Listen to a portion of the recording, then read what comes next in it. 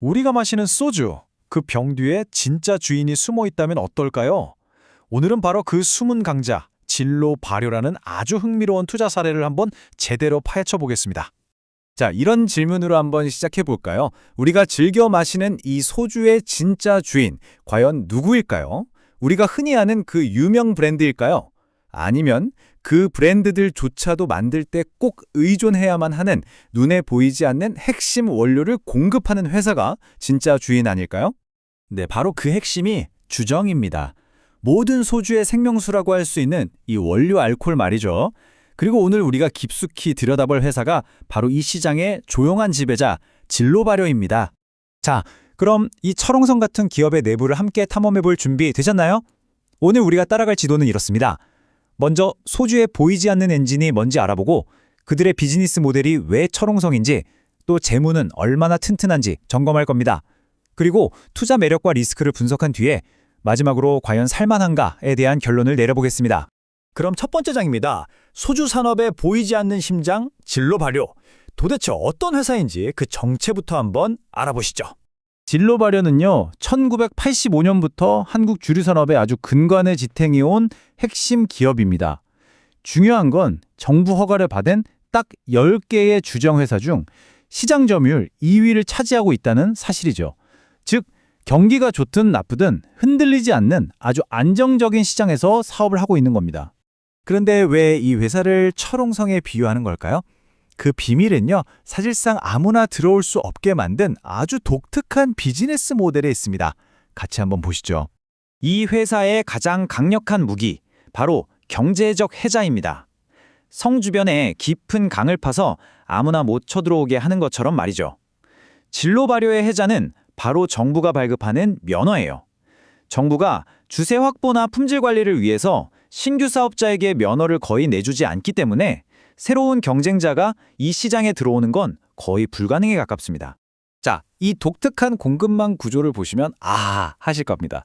진로 발효가 주정을 생산하잖아요. 그러면 모든 제품은 2단계에 보이는 대안주정 판매라는 단 하나의 창구로만 갑니다. 즉, 마케팅하고 영업하느라 피 터지게 경쟁할 필요 없이 판매가 그냥 보장되는 완벽하게 통제된 시스템 안에서 사업을 하는 거죠. 여기서 진짜 주목할 점은 이 사업 구조가 얼마나 핵심에 집중되어 있냐는 겁니다. 보세요. 매출의 무려 90% 이상이 정부의 보호를 받는 바로 그 핵심 사업, 주정에서 나옵니다. 다른 거 신경 쓸 필요가 없는 거죠. 이게 바로 이 회사가 흔들리지 않는 안정성의 원천입니다. 철옹성이라면 당연히 기초가 튼튼해야겠죠. 자, 그럼 지금부터는 숫자를 보면서 이 성의 기반이 얼마나 단단하게 다져졌는지 한번 확인해 보겠습니다. 타피오카 같은 원자재 가격이 폭등해서 힘들었던 2022년이 바닥이었어요. 그 후로 회사는 정말 극적인 V자 반등에 성공합니다. 2024년에는 영업이익이 무려 43% 이상 급증하면서 완벽한 부활을 알렸죠. 이 단단한 재무 상태의 첫 번째 기둥, 바로 부채 비율입니다. 9.49%. 와, 이건 정말 믿기 어려울 정도로 낮은 수치고요. 사실상 빚 없이 장사한다고 봐도 무방합니다. 심지어 순현금 상태입니다. 이게 무슨 말이냐면 회사가 갚아야 할 모든 빚을 다 합친 것보다 수중해지고 있는 현금이 훨씬 더 많다는 뜻이에요. 대단하죠? 그러니까 핵심은 이겁니다. 이 회사가 재무적으로 위험에 처할 가능성은요, 사실상 제로에 가깝다, 이렇게 보시면 됩니다. 알겠습니다. 사업이 철옹성 같다는 건 알겠는데 그래서 투자자인 우리가 지금 왜 이 주식에 관심을 가져야 할까요?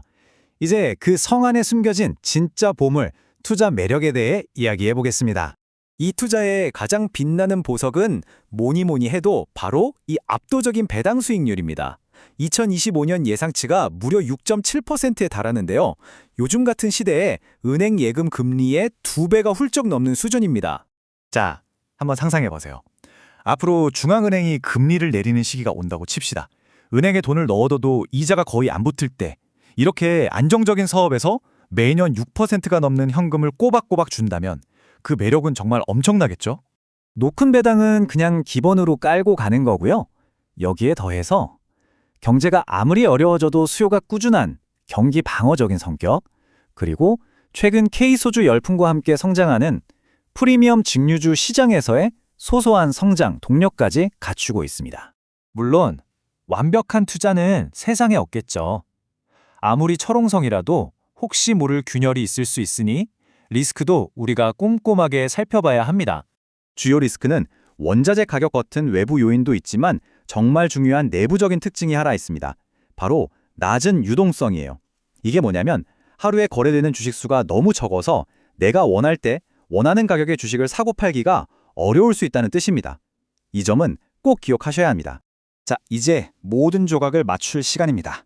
철옹성의 강점도 봤고 튼튼한 기초도 확인했고 균열의 가능성까지 모두 점검했습니다. 그렇다면 가장 중요한 질문이죠.